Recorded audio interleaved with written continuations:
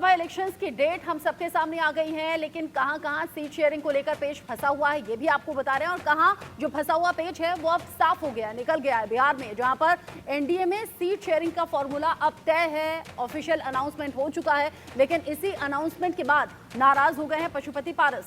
बिहार में एनडीए में सीटों का बंटवारा अब तय हो गया है। बिहार में एनडीए की सीट बंटवारे में क्या इशारे हैं ये आप सीधे सीधे जान लीजिए। बीजेपी खुद 17 सीटों पर चुनाव लड़ने का फैसला कर चुकी है, जबकि जेडीयू के खाते में गई हैं 19 सीटें, यानी कि 19 सीटों पर जेडीयू कैंडिडेट्स उतारे जाएंगे लोकसभा इलेक्शन में। और चिराग पासवान की पार्टी को 5 सीटें दी गई हैं, जबकि कुशवाहा और मांझी को एक-एक सीट दी गई है। लेकिन इन सबके बीच में पशुपति पारस अब नाराज चल रहे हो, और बिहार एनडीए से जुड़ा ये बड़ा अपडेट है, जहां पर सीट बंटवारे से पशुपति पारस नाराज, और पशुपति पारस मोदी कैबिनेट से इस्तीफा दे सकते हैं बहुत जल्द। खबर ऐसी है कि प्रेस कॉन्फ्रेंस करेंगे, नाराजगी की बात सामने आ चुकी है, और कैबिनेट से इस्तीफा लेकर आगे क्या स्ट्रेटेजी रहने वाली है ये पशुपति पारस के जरिए साफ किया जाएगा। अंदर की खबर ये है कि आरजेडी के लगातार संपर्क में है, और आरजेडी की तरफ से सीटों का ऑफर दिया गया है। यहां पशुपति पारस को बड़ी उम्मीद थी एनडीए में कि शायद सीट मिलेगी, लेकिन सीट नहीं मिली, नाराज हो गए। नाराजगी पहले से थी, लेकिन ऑफिशियल अनाउंसमेंट का इंतजार कर रहे थे, कह रहे थे पहले चीजें पूरी तरह से क्लियर होने दीजिए, उसके बाद हम बताएंगे कि आगे करना क्या है। यानी कि ये संभावित था कि नाराज तो है ही, नाराजगी के बाद इस्तीफा दे सकते हैं, और अब पाला बदल भी सकते हैं। पशुपति पारस नाराज हैं, इस वक्त प्रेस कॉन्फ्रेंस कर रहे हैं, सीधा सुनेंगे।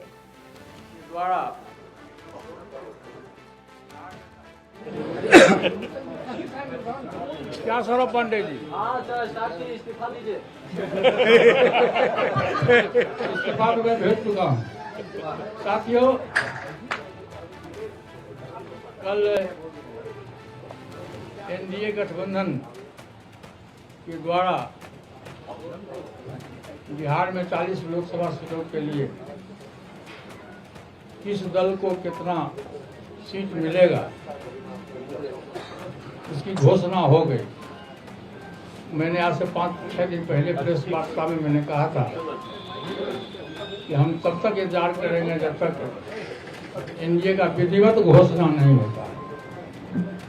कल विधिवत घोषणा हो गया। हम लोग 5 सांसद थे, हमारी पार्टी में 5 सांसद थे। मैंने बहुत ईमानदारी, बहुत लगन से, वफादारी से मैंने एनडीए की सेवा की। आज भी मैं माननीय प्रधानमंत्री जी का शुक्रगुजार हूँ, और मैं आज भी तो देश के नेता हैं, बड़े नेता हैं, लेकिन हमारी पार्टी के साथ और व्यक्तिगत रूप से हमारे साथ नाइंसाफी हुई। इसलिए मैं भारत सरकार के कैबिनेट मंत्री से मैं त्याग पत्र देता हूँ। सर, क्या आरजेडी से कुछ बातचीत हुई सर आपकी? सर, आरजेडी के साथ क्या चुनाव लड़ेंगे? कितना बोलना था मैं बोल दिया। अब देखिए, भविष्य की राजनीति हम अपने पार्टी के जितने भी हमारे वरिष्ठ कार्यकर्तागण हैं उनके साथ मैं बैठ के तय करूँगा।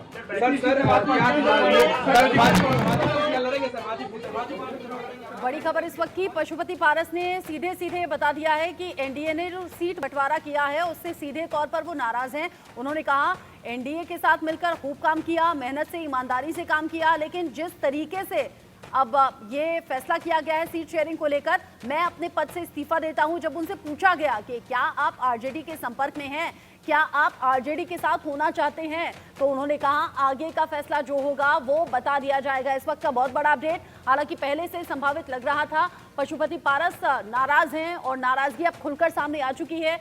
प्रेस कॉन्फ्रेंस के जरिए उन्होंने बता दिया कि एनडीए सीट शेयरिंग में उन्हें जिस तरीके से सीट से महरूम रखा गया, वो इसको लेकर बहुत ज़्यादा नाराज भी हैं, बहुत ज़्यादा दुखद ये सीट शेयरिंग का फॉर्मूला बिहार में नज़र आ रहा है। और जिस तरीके से उन्हें कोई सीट नहीं दी गई, एक भी सीट नहीं दी गई, अब ऐसे में आगे की रणनीति पर वो फैसला करेंगे, लेकिन वो अपने पद से इस्तीफा दे रहे हैं, ये सीधे तौर पर उन्होंने जानकारी दे दी है। पशुपति पारस ने इस्तीफा दे दिया है, और इसकी जानकारी खुद प्रेस कॉन्फ्रेंस के जरिए पशुपति पारस ने दी है। हालांकि ये सुखबुगाहट पहले से थी कि पशुपति पारस को अगर सीट नहीं मिलती है तो वो अपना पद छोड़ देंगे या वो इंडिया गठबंधन की तरफ कर सकते हैं। अभी पूरी जानकारी यानी कि आरजेडी के संपर्क में है क्या या फिर वहां साथ में होंगे कि तो नहीं बताया, लेकिन ये जरूर बताया कि एनडीए में वो सच्ची भावना के साथ में थे, पूरी मेहनत और ईमानदारी से काम किया, लेकिन उन्हें इस सीट के बंटवारे में एक भी सीट नहीं दी गई, जिससे वो बहुत ज्यादा नाराज भी हैं और दुखी भी हैं, जिसके चलते वो अपने पद से अब इस्तीफा दे रहे हैं। आगे का क्या फैसला होगा वो उन्होंने कहा कि आगे आपको बता दिया जाएगा। बिहार की राजनीति से जुड़ा ये बहुत बड़ा अपडेट है और अब जैसे जैसे इलेक्शन नजदीक आएंगे सीट बंटवारे को लेकर नाराजगी इस साइड भी हो सकती है, उस साइड भी हो सकती है, यानी कि एक तरफ एनडीए, दूसरी तरफ इंडिया गठबंधन, और जहां जहां जिस नेता की नाराजगी होगी वो अब दल बदल में बहुत तेजी से ये खबरें निकलकर सामने आएंगी, जैसा अक्सर चुनावों से पहले होता है। पशुपति पारस भी यही बात का जिक्र कर रहे हैं कि उन्होंने अपनी मेहनत में, ईमानदारी में कोई कमी नहीं छोड़ी, लेकिन सीटों के बंटवारे में उन्हें कोई सीट ना देना, इस फैसले को वो गलत बताते हैं और इसी के चलते इस्तीफा देने का फैसला अपने पद से उन्होंने किया है। केंद्रीय मंत्री पद उन्होंने छोड़ दिया है। लोकसभा इलेक्शन से ठीक पहले पशुपति पारस ने ये फैसला किया है और अब ये कहा है कि आगे का जो फैसला होगा वो बहुत जल्द शेयर करेंगे। मीडिया वालों ने पूछा कि क्या आप आरजेडी के संपर्क में हैं, क्या अगला फैसला आपका आरजेडी से जुड़ा हुआ हो सकता है, तो उन्होंने कहा जैसा होगा आपको बता दिया जाएगा। लेकिन चाचा भतीजे के बीच में जो टसल चल रही थी, यानी कि चिराग पासवान को जिस तरीके से 5 सीटें देने का फैसला अब बीजेपी आलाकमान ने किया है, उस बात से भी ज्यादा आहत नजर आए पशुपति पारस, क्योंकि एक भी सीट उनके हिस्से में नहीं आई है। चिराग पासवान की पार्टी को 5 सीट मिल गई हैं, कुशवाहा मांझी को 1-1 सीट मिली है और ऐसे में पशुपति पारस ने केंद्रीय मंत्री पद से इस्तीफा दे दिया है और ये बताया कि हमें एक भी सीट नहीं दी गई, ये दुखद रहा। मैंने एनडीए के साथ काम में, ईमानदारी में, मेहनत में कोई कमी नहीं छोड़ी, मैं पूरे सच्चे मन से साथ में था, लेकिन जो किया गया वो गलत किया गया, हमें एक भी सीट नहीं दी गई और इसीलिए अपने मंत्री पद से वो इस्तीफा दे चुके हैं और इस्तीफा देने का ऐलान उन्होंने प्रेस कॉन्फ्रेंस में कर दिया है। आगे क्या होगा इसके लिए थोड़ा इंतजार हमें और आपको करना होगा। शक्ति इस खबर को लेकर ज्यादा अपडेट के साथ जुड़ गए हैं। शक्ति, पशुपति पारस ने बता दिया कि नाराज हैं, सीट बंटवारे से खुश नहीं और अपने पद से इस्तीफा दे दिया। जी बिल्कुल, देखिए पशुपति पारस ने बहुत ही कम शब्दों में जो है अपनी बातों को रखा। उन्होंने कह दिया कि वो केंद्रीय मंत्री पद से इस्तीफा देते हैं। जो खबर अभी सुबह से ही इंडिया न्यूज चला रहा था कि पशुपति पारस जो है जो इस्तीफा दे सकते हैं और उस खबर पे अब मुहर भी लग गई है। इन तमाम चीज़ों पर बात करने के लिए हमारे साथ हैं आरजेडी के प्रवक्ता भी हैं, मृत्युंजय तिवारी हैं। सर, कैसे लेते हैं इस चीज़ को? इसको क्या लेना है, उन्होंने इस्तीफा दिया, उनको कल ही सीट नहीं मिला, उनको तो बाहर का रास्ता बीजेपी ने दिखा दिया। बीजेपी का तो यही काम रहा है, मतलब निकल गया तो पहचानते नहीं। पहले चिराग जी के 5 सांसदों को तोड़ा, अब चाचा जी को बाहर कर दिया, उपेंद्र कुशवाहा जी की नाराजगी है, आदरणीय मांझी जी की नाराजगी है। वो सिर्फ फुटबॉल है। एनडीए में सीट बंटवारे का घोषणा हो गया लेकिन सहयोगी दल नाराज हैं, ऐसी खबरें आ रही है। हम लोगों को कुछ नहीं करना, हमारा महागठबंधन, इंडिया गठबंधन का सीट शेयरिंग का फार्मूला लगभग तय है, अंतिम दौर में है।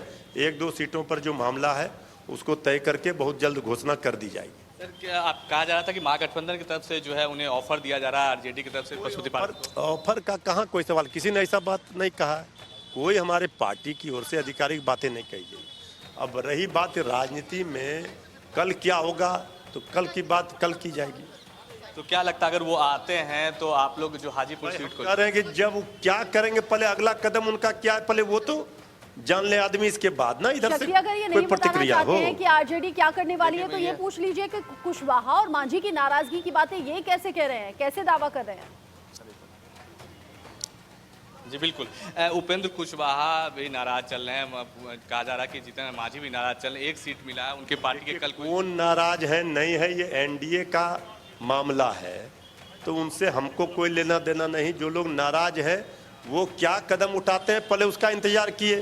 उपेंद्र कुशवाहा की पार्टी की जब कल प्रेस कॉन्फ्रेंस हो रही थी एनडीए के, तो उनका कोई सदस्य नहीं था उनकी पार्टी का। इसलिए हमने कहा कि नाराजगी दिख रही है सहयोगियों के अंदर। अब आगे आगे देखिए होता है क्या। जी बिल्कुल, तो पशुपति मृत्युंजय पारस ने तिवारी कहा आरजेडी कि के प्रवक्ता नाइंसाफी इन्होंने हुई कहा है, इस नाइंसाफी को कैसे देखते हैं? जी बिल्कुल, बिल्कुल ये भी सवाल हम इनसे जानना चाहते हैं। पशुपति पारस ने प्रेस कॉन्फ्रेंस करके कहा कि उनके साथ नाइंसाफी हुई है, क्या कहेंगे? तो नाइंसाफी हुई है तो वो फिर बदला लें, जिन्होंने नाइंसाफी किया है। ये तो उनका मामला है ना, इसमें हम क्या कर सकते हैं। आरजेडी के दरवाजे खुले हैं अगर वो आते हैं तो। जो है आरजेडी के प्रवक्ता है, बिल्कुल देखिए इन्होंने कहा है कि पहले वो अपनी बातों को रखे, पहले वो अपने बारे में बताए पशुपति पारस की उनके मन में क्या है, वो क्या करना चाहते हैं, उसके बाद ही आरजेडी इस पर कोई भी डिसीजन ले सकती है। फिलहाल पशुपति पारस ने इस्तीफा दे दिया है, लेकिन अब इसको लेकर है बिहार में भी राजनीति काफी तेज है। अब देखिए जो खबर ये थी कि महागठबंधन के साथ उनके साथ जा सकते हैं, तो अब इन सब चीजों पर जो है चुप्पी साध ली है पशुपति पारस ने। अब देखना दिलचस्प होगा कि पशुपति पारस का अगला कदम क्या होता है। जी, पशुपति पारस के अगले कदम पर नजरें सभी की टिकी हुई है। वो कह रहे हैं वफादारी के साथ मैं एनडीए में रहा, पूरी मेहनत शिद्दत से मैंने काम किया, लेकिन सीट बंटवारे को लेकर नाइंसाफी उनकी पार्टी के साथ हुई है, उनके साथ हुई है, इसीलिए वो अपने पद से इस्तीफा दे रहे हैं। केंद्रीय मंत्री पद से इस्तीफा देकर आगे की रणनीति पर अभी उन्होंने खुलासा नहीं किया है। लेकिन बिहार में चर्चा किस तरह की है, शक्ति कुशवाहा का नाम अगर आरजेडी की तरफ से लिया जा रहा है, मांझी का नाम अगर आरजेडी की तरफ से लिया जा रहा है, पशुपति पारस को लेकर चर्चा पहले से थी, तो क्या अभी और इस तरह की उलटफेर आने वाले वक्त में हम देखेंगे इलेक्शन से ठीक पहले? देखिए बिल्कुल देखिए जिस तरह से पशुपति पारस ने पहले भी उनका दावा था, वो लगातार कह रहे थे कि हाजीपुर जो सीट है जहां से वो अभी सांसद है, उस सीट को वो नहीं छोड़ना चाहते हैं, और इसी की लड़ाई जो है चाचा और भतीजे दोनों में रही है, और कहीं ना कहीं इस जो लड़ाई है इसका खामियाजा पशुपति पारस को भुगतना पड़ा है। जिस तरह से एनडीए में सीट शेयरिंग का फार्मूला तय हुआ, उसमें उनकी पार्टी को एक भी सीट नहीं दी गई है, और इससे ही नाराज पशुपति पारस चल रहे हैं। हालांकि जो हमारे सूत्र बता रहे हैं कि आरजेडी के शीर्ष नेताओं के साथ जो है उनकी बातें चल रही है, और पिछले 2-3 दिनों से ये बातें काफी तेज है।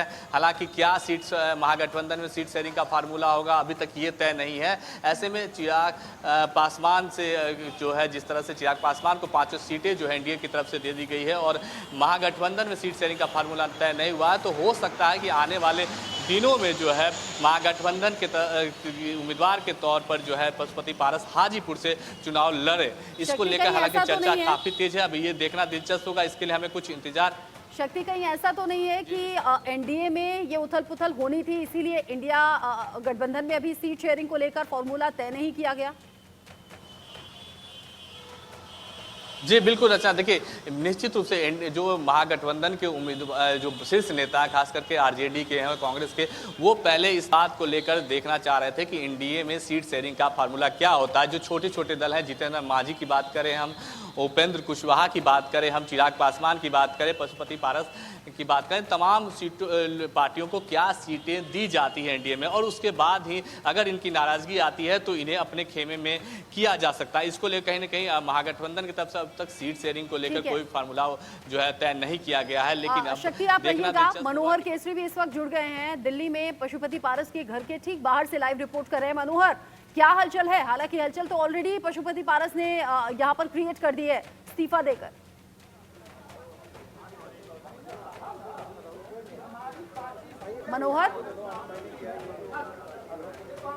मनोहर आवाज मिल रही है? मनोहर से शायद अभी हम कनेक्ट नहीं है। मनोहर, लेकिन हम देख रहे हैं हलचल बहुत तेजी से बढ़ रही है। पशुपति पारस के घर के बाहर हलचल बहुत तेजी से बढ़ी है। मनोहर केसरी वहीं पर मौजूद हैं, क्योंकि पशुपति पारस ने पहले कहा था कि जब सीट शेयरिंग का फॉर्मूला तय हो जाएगा, यानी कि किसको कितनी सीट मिल रही है, उस फैसले को सामने आने दीजिए, उसके बाद आगे की स्ट्रैटेजी पर बात होगी, यानी कि आगे उनका अगला कदम क्या होगा।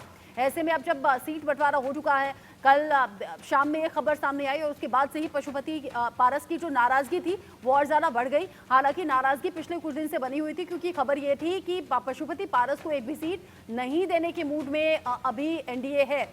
मनोहर, आवाज मिल रही है आपको?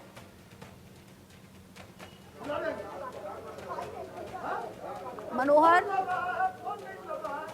जो दर्शक अभी अभी हमारे साथ जुड़े हैं, एक बार फिर से बड़ी खबर हम बता देते हैं।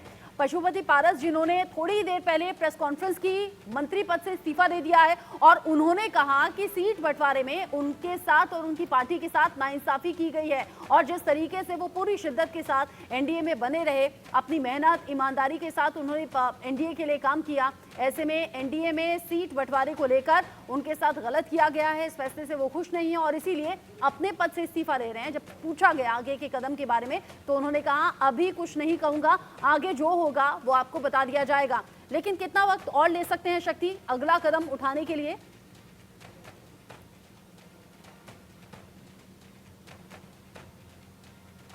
चुनाव की जो है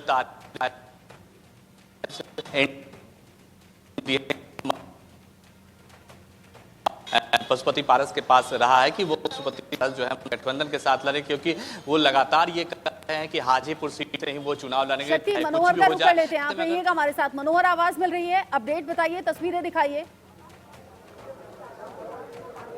देखिए बिल्कुल, मैं अभी पशुपति पारस के घर पर मौजूद हूं। ये 18 राजेंद्र प्रसाद रोड है, जहां पर उन्होंने प्रेस कॉन्फ्रेंस के दरमियान कैबिनेट से इस्तीफा दे दिया है और यहाँ गहमा गहमी का माहौल है। कुछ ही देर के बाद कहा जा रहा है कि पशुपति पारस पटना के लिए रवाना होंगे और वहाँ कार्यकर्ताओं के साथ लगातार 2 दिन बैठक करेंगे। हालांकि जो सोर्सेज बतला रहे हैं कि उनकी बातचीत लालू यादव से हुई है और लगातार संपर्क में है, लेकिन सबसे पहले कांग्रेस के जो इनके अलग अलग नेता हैं जो राज्य के हैं, उनसे आपस में बातचीत करके आगे की रणनीति का फैसला लिया जाएगा। और जहाँ तक सीटों का सवाल है, क्योंकि इनके नेता लोग कह रहे हैं कि कम से कम 5 सीटें, चाहे नवादा हो, समस्तीपुर हो, हाजीपुर से, वो खुद ऐलान कर चुके हैं कि पशुपति पारस खुद हाजीपुर सीट से लड़ेंगे।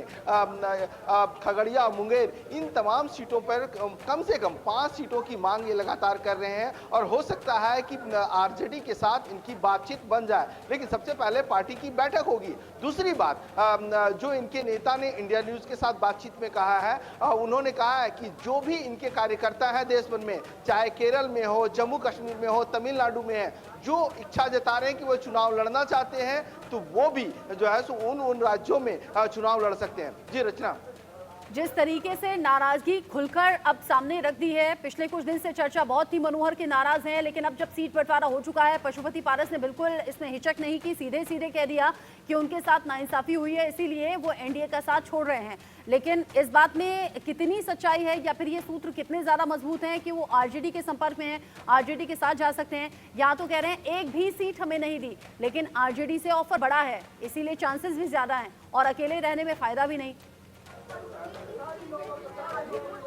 देखिए, जहाँ तक पशुपति पारस का सवाल है, तो उनका लालू यादव से पहले भी संबंध अच्छे रहे हैं और अभी बीते 3-4 दिनों में उनकी बातचीत भी हुई है। लेकिन सबसे बड़ा सवाल है कि पार्टी के कार्यकर्ताओं को साथ में लेकर के चलना है, कहीं जो कार्यकर्ता छिटक ना जाए। कि याद होगा कि पिछले हफ्ता इनके पास 5 सांसद थे, जिनमें से महबूब अली कैसर जो खगड़िया से सांसद हैं, वो भी जाकर के चिराग पासवान से उनकी मुलाकात हो गई थी। वीणा देवी पहले से ही चिराग पासवान के साथ नजर आ रही है। तो ऐसी स्थिति में पार्टी के कार्यकर्ताओं को साथ में लेकर के चलना सबसे बड़ी चुनौती है। इसीलिए आज पटना जा रहे हैं पशुपति पारस और कार्यकर्ताओं के साथ बैठ करके बातचीत करेंगे और उसी दौरान हो सकता है कि आज लालू यादव से भी इनकी मुलाकात हो और आगे की रणनीति तय की जाए। जी, आप कह रहे हैं लालू प्रसाद यादव से मुलाकात हो सकती है, इससे पहले भी रिश्ते उनसे अच्छे रहे हैं और अब हलचल बहुत ज्यादा तेज है।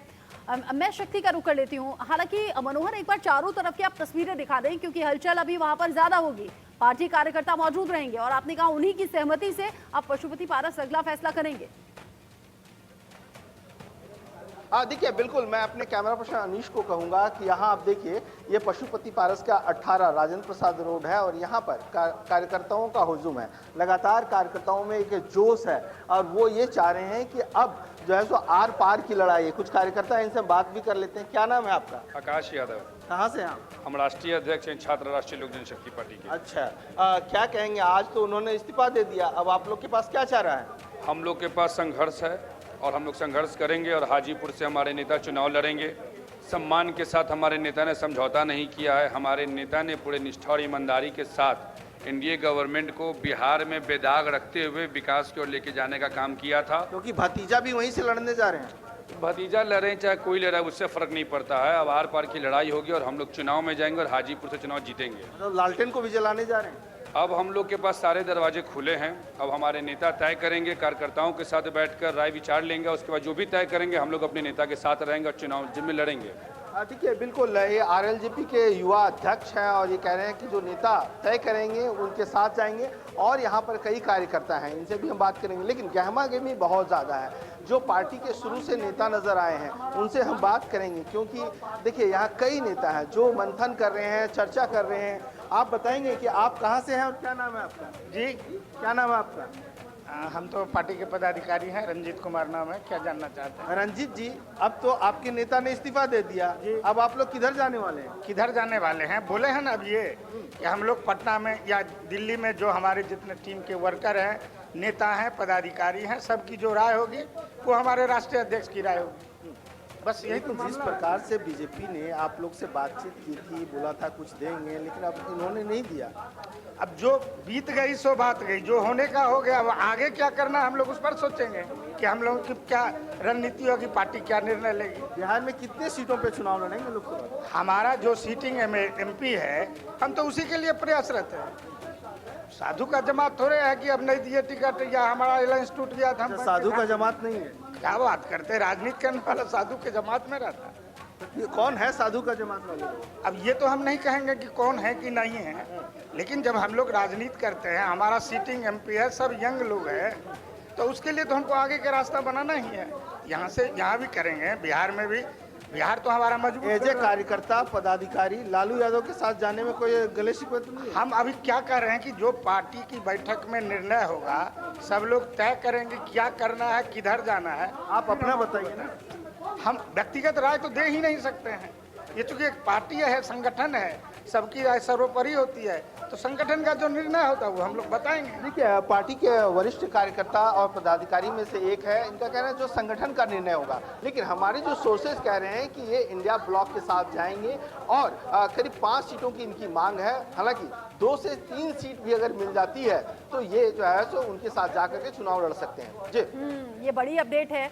5 सीटों की मांग है, 2 से 3 सीटें भी मिलती हैं तो भी वो आरजेडी के साथ हो सकते हैं, इंडिया गठबंधन में जा सकते हैं। आरजेडी के संपर्क में लगातार हैं और जैसा मनोहर ने कहा कि लालू प्रसाद यादव से आज ही मुलाकात हो सकती है। शक्ति, किस तरीके की सुखपुकाहट अब है, क्योंकि आज ही पशुपति पारस अगर जा रहे हैं, लालू प्रसाद यादव से मिल रहे हैं, इसका मतलब देरी वो भी नहीं करना चाहते। जी बिल्कुल, देखिए पिछले 3-4 दिनों से जिस तरह से ये साफ हो गया था कि एनडीए से पशुपति पारस को कोई जो है सीट नहीं मिलेगी, लिहाजा जो पशुपति पारस हैं वो आरजेडी के बड़े नेताओं खास करके लालू प्रसाद यादव से उनका पुराना संबंध है, उनसे उनकी बात हुई है। तकरीबन 1 से 2 बार जो है फ़ोन पे दोनों नेताओं के बीच में जो हमारे सूत्र बता रहे हैं कि बातें हुई है। और अब जब पशुपति पारस एनडीए में नहीं है तो खास करके हाजीपुर सीट से वो चुनाव लड़ना चाहते हैं, तो उनके पास विकल्प, सीमित विकल्प है, या तो वो महागठबंधन के साथ चुनाव लड़े या फिर अकेले मैदान में आए। लेकिन जो अगर बात करें महागठबंधन के साथ आते हैं तो चिराग पासवान को थोड़ी सी यहाँ पर जो है ये मुकाबला काफ़ी दिलचस्प हो जाएगा, क्योंकि ये जो सीट है, हालांकि ये सीट जो है रामविलास पासवान की रही है, जो पशुपति पारस के भाई हैं और चिराग पासवान के पिता हैं, उनकी सीट रही है। अभी वर्तमान में भले सांसद पशुपति पारस वहाँ से हैं, लेकिन अगर हम बात करें, विशेषज्ञों की बात करें, तो जो पशुपति पारस के पास वोट बैंक और चिराग की बात करें तो चिराग का पल्ला जो है कहीं ना कहीं भारी